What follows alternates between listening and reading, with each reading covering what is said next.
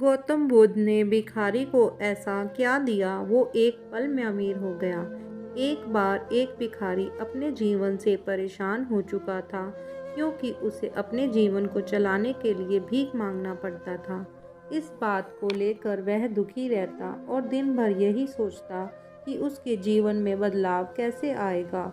यह सोचकर वह निराश हो जाता और हर दिन देखता कि बहुत सारे लोग निराश होकर आंखों में आंसू लिए लोग और विभिन्न चिंताओं से परेशान लोग गौतम बुद्ध की तरफ जाते और वापस लौटते समय वे बहुत ही खुश होते थे। वह भिखारी यह नहीं समझ पा रहा था कि गौतम बुद्ध उनके साथ ऐसा क्या करते थे कि वे बेहद खुश हो जाते थे। वापस लौटते हुए लोगों के हाथ में ना तो ढेर सारे पैसे होते थे, ना ही सोना चांदी। तो फिर ऐसा क्या होता था कि लोग बहुत बुद्ध के पास से लौटते वक्त इतना खुश होते थे।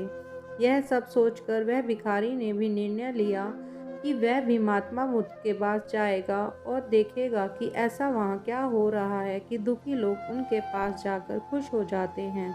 वह बुद्ध से मिलने के लिए उनके पास चल पड़ा।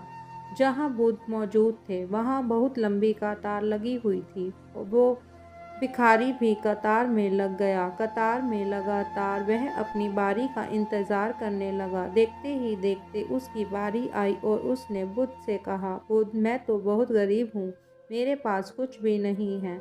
मुझे अपना जीवन चलाने के लिए दूसरों से भीख मांगनी पड़ती है। अब आप ही बताइए, मैं जीवन में कैसे बेहतर कर सकूँ।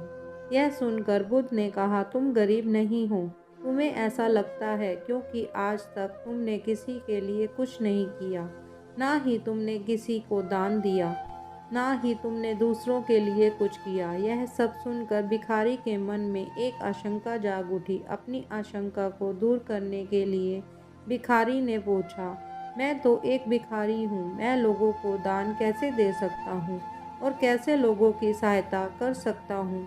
मुझे तो खुद अपना जीवन चलाने के लिए दूसरों से भीख मांगना पड़ता है।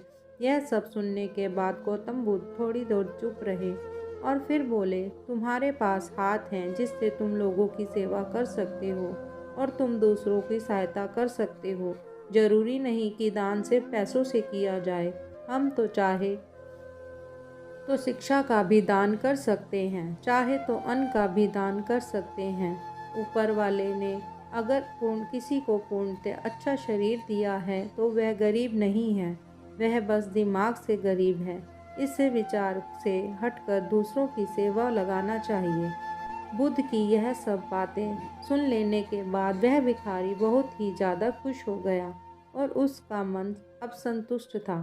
मॉरल ऑफ स्टोरी, हम सब इस बात की चिंता में समय बर्बाद करते हैं कि हम गरीब हैं, लेकिन यह सत्य नहीं है। सत्य तो यह है कि जब हमारा शरीर पूरी तरह से बेहतर है तो हम अमीर हैं।